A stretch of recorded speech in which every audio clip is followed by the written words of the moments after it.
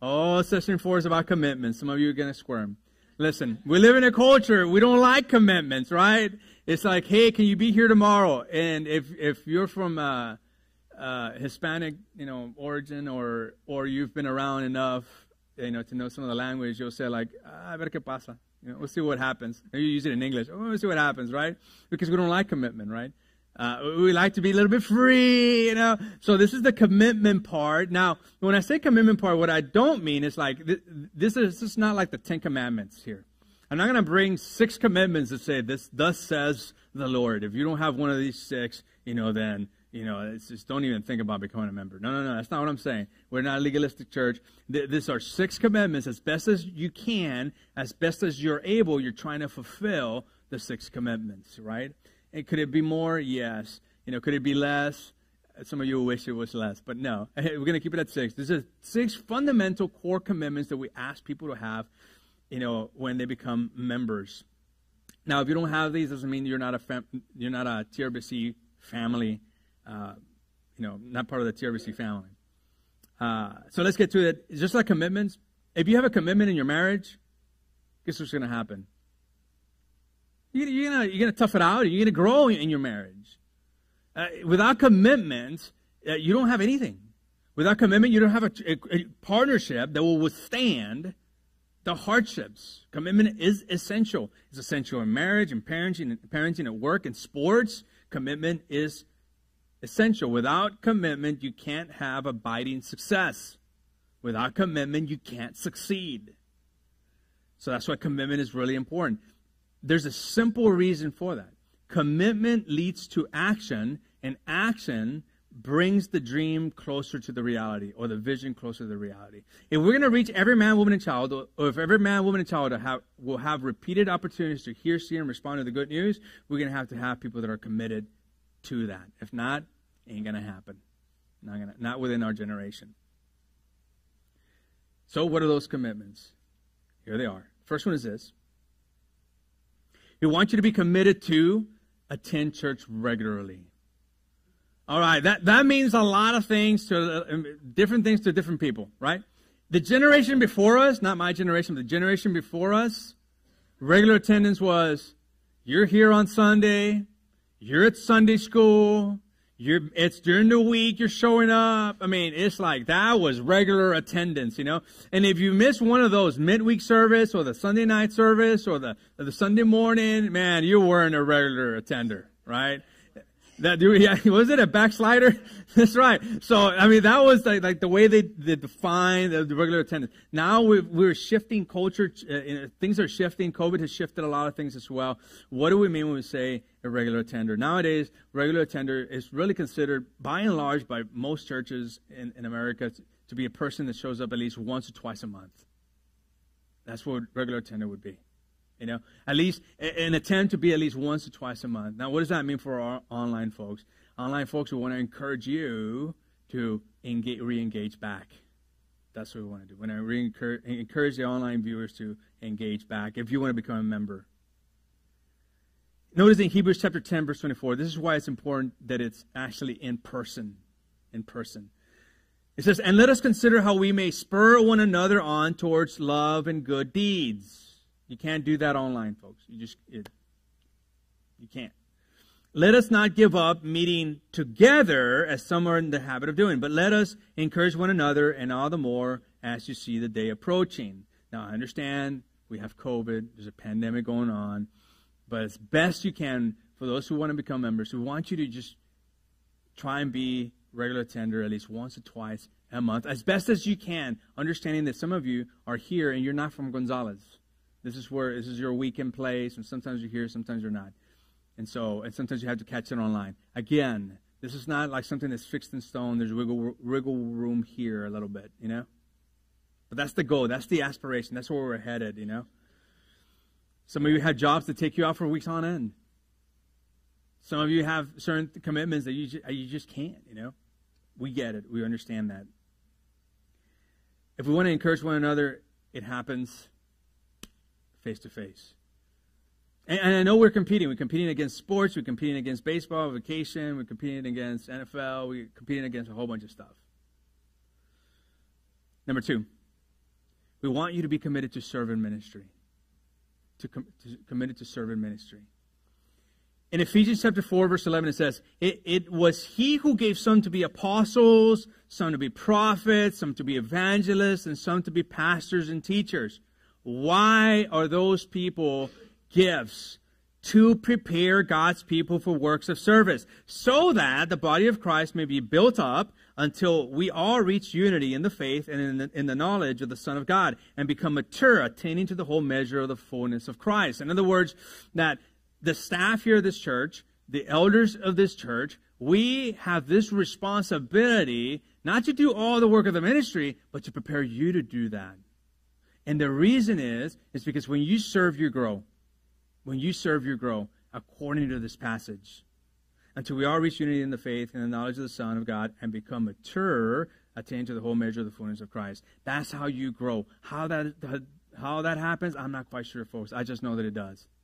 I know that when you begin to serve, something as simple as opening a door or handing out a bulletin or in the back or in the bucket team, preparing the crafts for the kids, or Kisser as a facilitator, or check-in desk, or coming in the week and helping mop, or on the coffee bar, all these things, on the psalm booth, or singing, somehow, I don't know how, but somehow, what I begin to see is that not only are you more committed, man, I start seeing Jesus radiating from you even more. You know why? Because it's not about you anymore. It's about how you can express your love for Jesus towards others, even in simple acts. But that's why we have elders and staff, is to equip you to do that, to move closer to maturity. Number 3, we want you to be committed to connect in a small group, as best you can. Again, it's one of those where it's like, as best you can. To committed to a small group. Now, we don't have a lot of small groups during the week that are going on. We have one on Tuesday for the ladies here at 6, I believe. And then we have one for the dudes at Wednesdays at 6. I'm the one leading at 6-ish. The ish is important. Ish is important. 6-ish. But we also have Sunday morning. We have Steve Scott. Will you stand up, Steve? So everybody can see you, recognize you. He's also an elder of ours. That's Steve. He leads a Sunday school class in the morning, adult Bible fellowship. I don't say this just because he's here, and I mean this with utter respect, and I truly believe that we have one of the best teachers in our county, in Steve. He is a phenomenal teacher. Yeah, he is. If nothing else, if you're like, man, I want to grow deeper in my walk with Jesus, connect to his class. I'm telling you, sometimes I wish I wasn't preaching here first service so I could go listen to him, but I can't do that. So, but he's an exceptionally gifted teacher. So as best you can. In the future, we're going to start more small groups. It might be that you connect to what's called the discipleship group, which those will be coming they will be unrolled this coming year even more. That's when 3 people gather together to encourage each other, to pray for each other, to share about what God has taught them in the Word. 3 to 4. Triads or quads, that's what we're calling them now. Acts chapter 2, verse 42, this is why it's important. They devoted themselves to the apostles' teaching and to the fellowship, to the breaking of bread and to prayer. Every day they continued to meet together in the temple courts. It's like the church type stuff, They both broke bread in their homes and ate together with glad and sincere hearts, praising God and enjoying the favor of all the people. And the Lord added to their number daily those who were being saved. I don't know how it happened that when people were connected in small groups and going to church and then in a small group, they started seeing people come to salvation.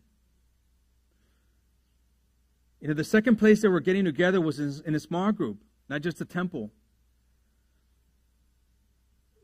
The other commitment is this. By the way, that's where you get vulnerable. That's where you're like, man, I'm struggling with this, or this is what's going on in my life. Man, brother, let me encourage you in that. So get connected to a small group, a triad, or a quad. Number 4 is this. We want you to commit to introducing people to Jesus. Introducing people to Jesus. I want you to notice Philemon 6. It says, I pray. This is Paul saying this. I pray that you may be active in sharing your faith. I'm praying with all that I'm praying that you would be active in sharing your faith. Why would he be praying that? So that you will have full understanding of every good thing you have in Christ. Somehow, when we share Jesus to other people, we have a better understanding of what Jesus has done for us. Somehow we begin to really realize, like, man, God, you're so good. Jesus, you're amazing. Some of you, you're like, but I'm an introvert. I can't do that, you know. Like, even to talk to my cat is like a stretch, you know. If I talk to 2 people, I'm wiped out for the rest of the month, you know. So maybe you are an extreme introvert. You're thinking, I don't know if I could do that. Guys, it's simple. It's just sharing to people, like, what Jesus has done in your life. As simple as that. This is what Jesus is doing in my life. And if that's not enough, hey, just bring him here. I'll do it. I'll share Jesus to them. So if you feel like, well, I can do that, well, we'll bring people then. Then bring them over here. This is what we'd like for you to start, for those of you who are considering to become a member, and that is to do the blessed practices. Blessed practices. That's an acronym, by the way, that we're using. And you can start off by downloading the Bless Every Home app, which will get you praying for your neighbors. But this is what the BLESS acronym stands for. The B stands for begin with prayer. Pray for people that are around you that don't know Jesus. Start praying for them. Identify 4 to 5 people. For those of you introverts, identify the 1, you know, or the 2 people. Start praying for them. Begin with prayer.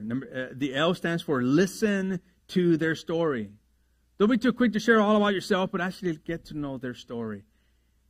The E stands for eat or do an activity with them. I prefer eating. But you maybe do an activity, and you're like, hey, we're going to go fishing, you know. The guys are going to go do whatever, you know. Want to come with us, you know. Or ladies are going to go do whatever, you know. Will you come with us? The S stands for serve them. Look for opportunities to serve other people. The people that you're praying for that don't know the Lord, that are far from God. The other S stands for share your story. Simple. Man, Jesus is working in my life. I can't explain it. Man, I used to be like, and now it's like, man, I'm still, but man, I'm in a different place in my walk. Number 5, we want you to be committed to sacrificial giving to the vision. Sacrificial giving to the vision. 1 Corinthians 16:2 says, on the first day of every week, each one of you should set aside a sum of money in keeping with his income, saving it up so that when I come, no collection will have to be made. In other words, is this idea that even before you start spending it, right, you commit, I'm going to set aside a certain amount of money to help fuel the vision of every man, woman, and child. In other words, you prioritize your giving, prioritize it. God doesn't need your money, by the way. He doesn't. He doesn't need your money, but he wants your heart, and he knows wherever your money goes, your heart goes. Maybe you've noticed it in your life, and the more you spend in a certain area, the more you fall in love in that area. You know, a couple of years ago, it was like I was buying a whole bunch of equipment for Muay Thai, you know. Like, and next thing you know it, I'm like, oh, I love that martial arts. It's like, wait a minute. All of a sudden, why? Because I was spending tons of money there. Wherever your money goes, that's where your heart goes. Your heart chases after the money where it goes. So prioritize where your financials go. He wants you to give back to the church, to invest in the mission and the vision of the church. That people will get to know him and then share him. It's not just giving, by the way. It's sacrificial giving. TRBC is not built in the talents of a few, but in the sacrifices of the many. The sacrifices of the many. So where do we start it? When people ask, well, where do I start, Jesse? You know, a good starting point is 10%. It doesn't have to be 10%, but it's a good starting point. But you're like, but I can't do 10%. Well, do 5%. Do 2%. Do something. Something is better than nothing. Do you realize that one of the biggest challenges that God gives to people, the one time that he says, I want to test me on this, is in the area of money? No other area. God could say, well, test me on this, test me on that. He uses just one area to say, test me in this, and you will see what's going to happen in your life. You're going to see the abundance that he provides in your life. It may not be financial abundance, but you're going to be provided for. When you give, blessings increase. Number 6 is this. Follow the leadership of the elders. Follow the leadership of the elders. Hebrews chapter 13, verse 17, it says this. Obey your leaders and submit to their authority. They keep watch over you as men who must give an account. Every Friday morning at 6 a.m., almost without exception, every Friday morning at 6 a.m., we get together, the current elders, and we pray. We go to our knees, most of us, you know, and we pray. for you. The prayer requests that come in through your team leads or through Jennifer or through myself, that you're like, it's okay for you to share those prayer requests, we literally pray for them. We pray for you. We watch over you. We care for you. It says, obey them so that the work will be a joy, not a burden. And by the way, we're in a season of like joy. Our work is a joy. You guys are awesome. I mean, we have a really good congregation. For that will be of no advantage to you. Pray for us. We are sure that we have a clear conscience and desire to live honorably in every way. Saying, pray for us, elders and leaders. We need that prayer because you know what? When you become an elder, you have a big bullseye in your back. And Satan, starts taking his darts into us. Now, when elders are voted in, are voted in by members for 3-year terms. And then after the completion of a 3-year commitment, the elder and the elder board will pray and think, okay, if the need arises, we may ask an elder to stay 1 more year or 2 more years, but no more than 5 years. Then they have to rotate off before they can come back on. And we pray for the needs, like I said, of everybody. Now, having said that, that concludes the 4 sessions of the seminar. Which means, yay, for all those of you who were way too busy or had children, you're like, I can't make it, Pastor Jesse. Oh, your videos that are up there, you look like a little baby. Because I didn't have a beard, It was in 2015, and we didn't have a good grasp in technology yet, and camera work and all that stuff. And I know I look like an idiot. Several times I've thought about just replacing that or burning that, but, it's all we have. So now, like, you've already gone through the membership seminar. Some of you have gone through it twice already, so it's been a good reminder. For some of you today, even online, you may be thinking, man, I'm in, man. I'm in, brother. Get me in the door. I want to be a member. Well, hold up, buddy. Inside in your bulletin, and we have some extra copies in the back, is a membership application. You can fill it out as best you can, put check marks, the things that apply. You have comments, you have questions, put them in there. Dump them in the buckets where you do your offering. You can dump it there. If you're online, it'll be up this week, and you can just take a picture of it, send it to us, or send it to us by email, or come drop it off, or the next Sunday you're here, drop it off if you've heard this sermon. And that's how you become a member. Some of you will opt out and say, man, I don't feel ready to become a member. I don't know that I want to be a member. I just want to be like kind of chillax. Let me tell you, some of you guys are already doing everything that members do. You're not a member, because you haven't gone through the seminar. So I would suspect and venture that most of you are already doing the things that members do. You're not in the membership category. I'm telling you, this is going to be a critical year. There's going to be key decisions that will be made, some of which will entail the potential purchase of property. And so, if you want to be part of this next season, guys, we've never had members vote for purchase of property before. Ever. You'd be entering into a season where you're like, I was part of that. I was part of the next shift or move of the life of the church.